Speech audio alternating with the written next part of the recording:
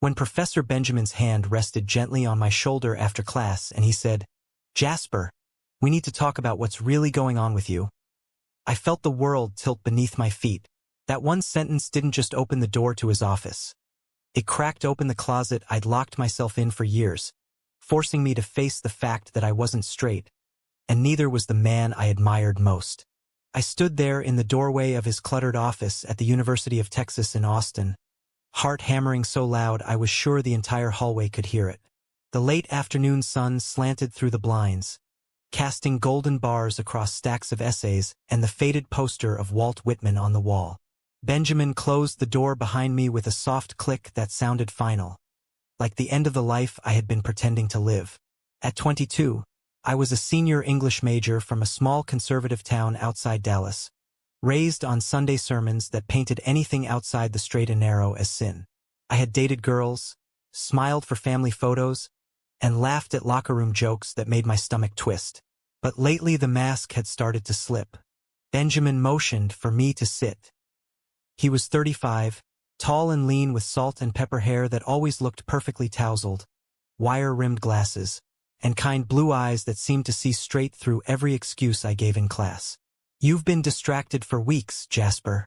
Your last paper on identity in modern literature read like a cry for help." His voice was calm, steady, the same voice that had guided me through Faulkner and Baldwin without ever judging. I swallowed hard, gripping the arms of the chair until my knuckles whitened. I don't know how to say this," I whispered. The words lodged in my throat like glass. Outside, students laughed in the quad, living the carefree college life I had only pretended to enjoy. Benjamin waited, patient as always. Finally, the truth tumbled out in a rush. "I think I like men, not just as friends.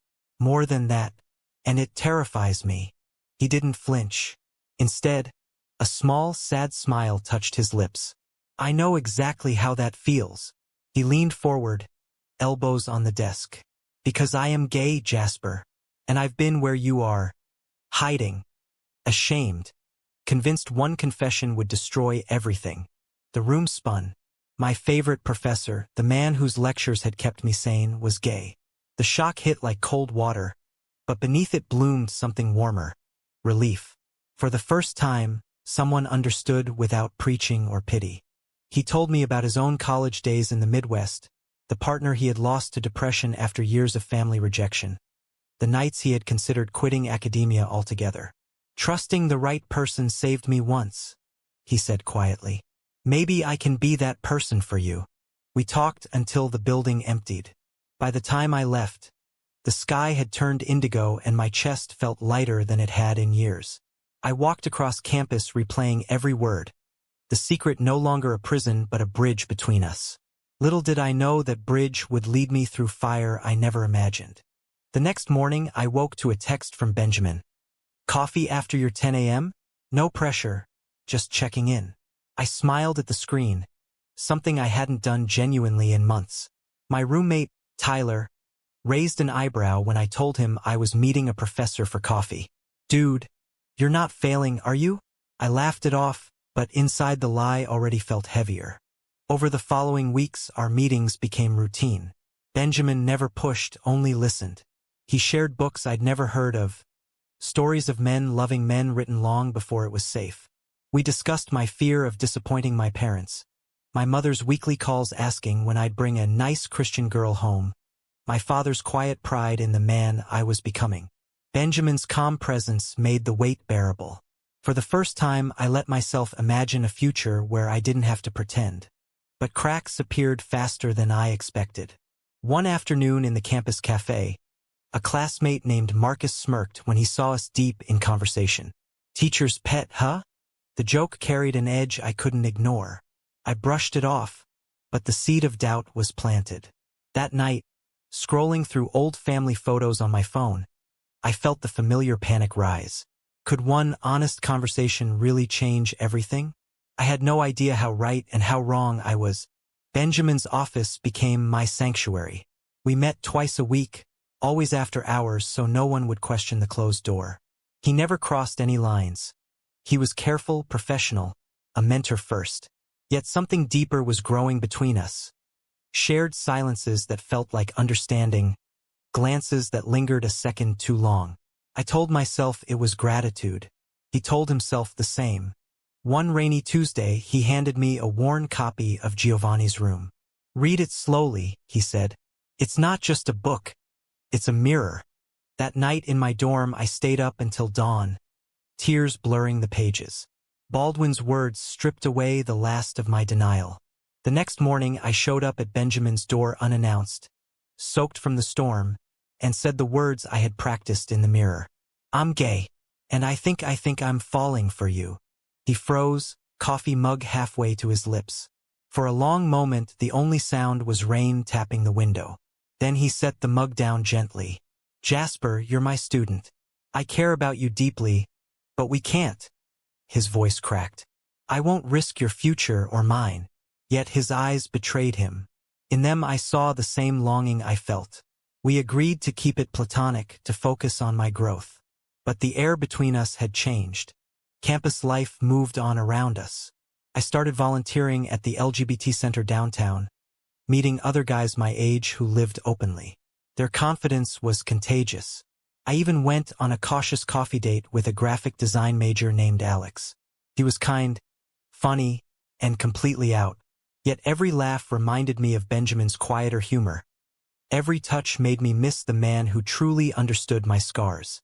The first real fracture came from an unexpected place.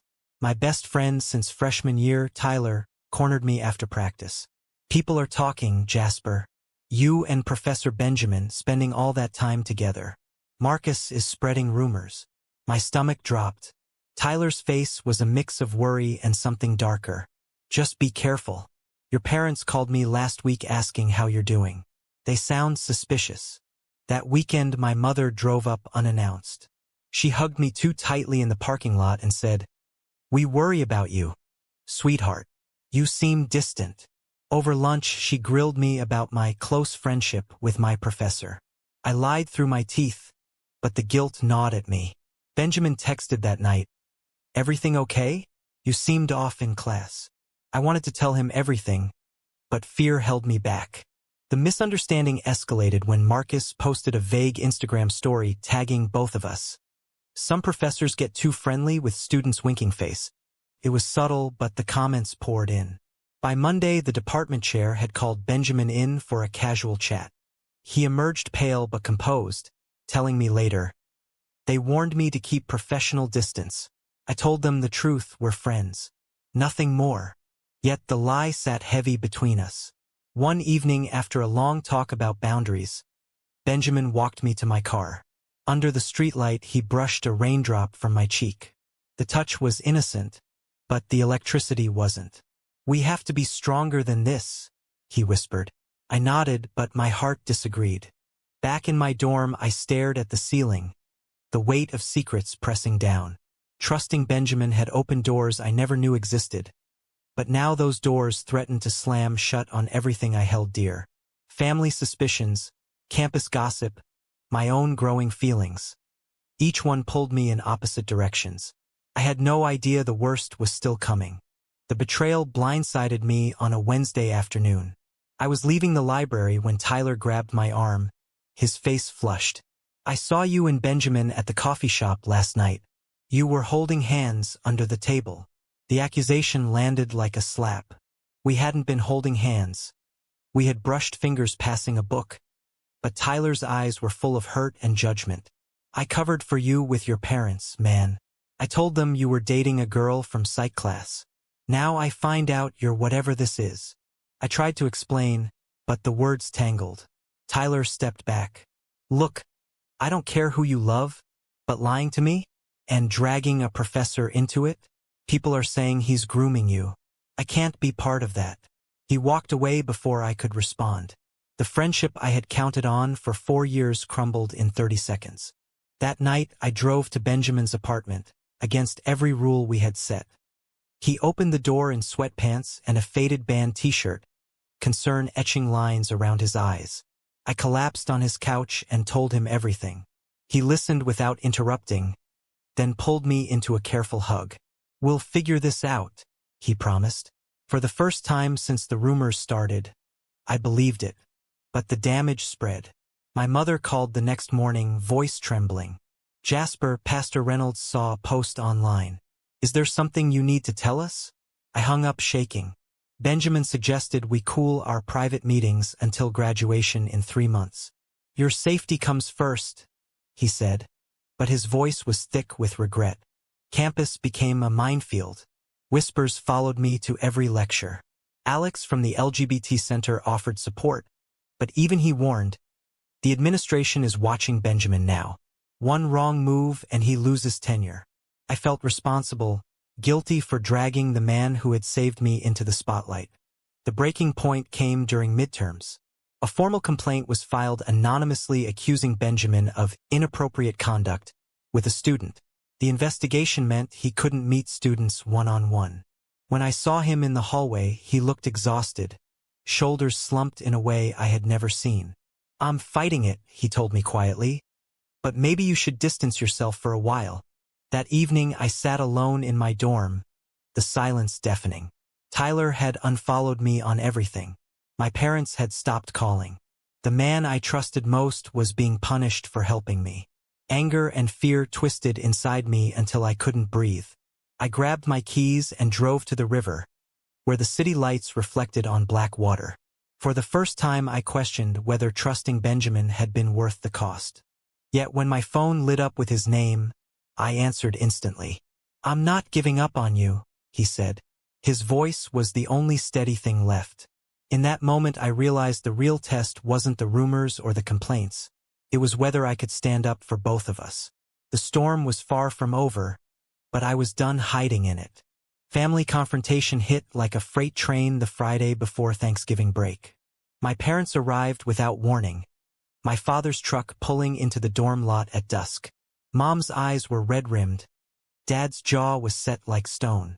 They had seen the online posts, heard the rumors from church friends whose kids went to UT. We raised you better, Dad said the moment the door closed. Whatever that professor filled your head with, it stops now. I tried to explain, calmly at first, how Benjamin had only listened, how I had been struggling alone for years. Mom started crying. This isn't you, Jasper. This is confusion. We'll get you counseling. The word confusion sliced deeper than any slur. Dad paced, listing every Bible verse I had grown up hearing. The room felt smaller with every accusation. When I finally said, I'm gay, and I'm not confused, the silence was worse than shouting. Mom whispered, we love you, but we can't support this lifestyle. They left without hugging me. I stood in the empty hallway long after their taillights disappeared, the rejection carving a hollow place in my chest. Benjamin called the moment I texted him. He met me at a park near campus, the same one where we had once shared coffee and dreams. Under the street lamps, he listened while I broke down. They're scared, he said softly. I lost my family the same way.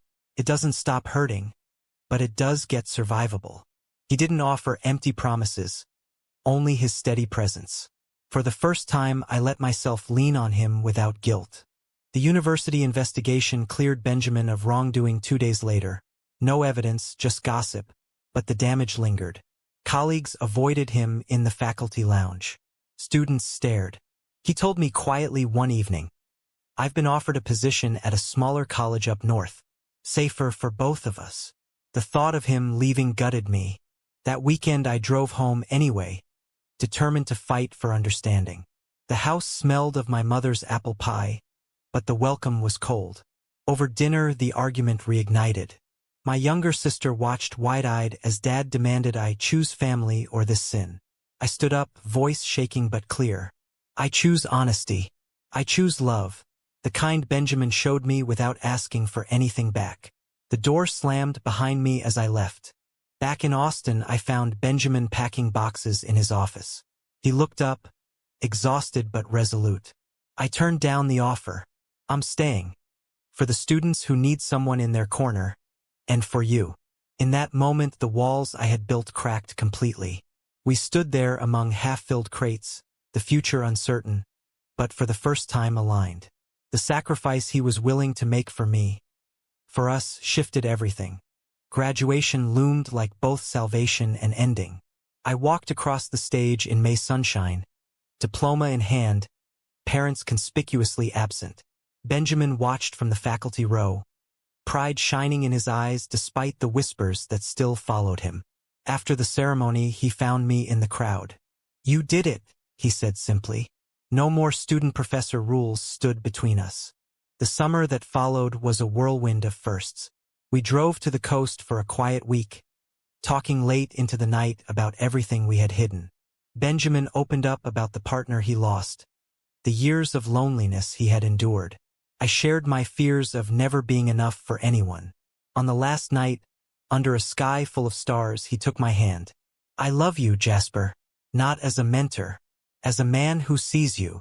The kiss that followed was gentle, full of years of waiting and hope. It wasn't fireworks. It was home. Yet real life refused to stay gentle. My sister texted in July. Mom had been hospitalized after a panic attack, blaming herself for failing me. Guilt nearly pulled me back to denial. Benjamin drove me home without hesitation. He waited in the car while I sat at her bedside. "I'm still your son," I told her. She cried, but this time she reached for my hand. "I'm trying to understand." It wasn't full acceptance, but it was a beginning. Tyler reached out too, awkward and apologetic. I was wrong. I let fear talk louder than friendship. We met for beers, and slowly the old bond mended. Marcus, the source of the original rumors, never apologized, but his silence spoke volumes. Through every step, Benjamin stood beside me, not fixing, just present. When I landed my first teaching assistant job in the fall, he celebrated with takeout on his balcony. "You're going to change lives the way you changed mine," he said. The man who had once been my professor was now my partner, my safe place, my future. The internal battle wasn't over. Nights still came when old voices whispered I was broken. But Benjamin's quiet reassurance and the community I had found reminded me I was whole. Sacrifice had forged us stronger. The boy who once hid in fear had become a man who chose truth. 2 years later, we stood on the same riverbank where I had once questioned everything. Austin's skyline glittered behind us, but the only light that mattered was the one in Benjamin's eyes as he slipped a simple silver band onto my finger. "Marry me," he said, voice steady despite the emotion cracking through.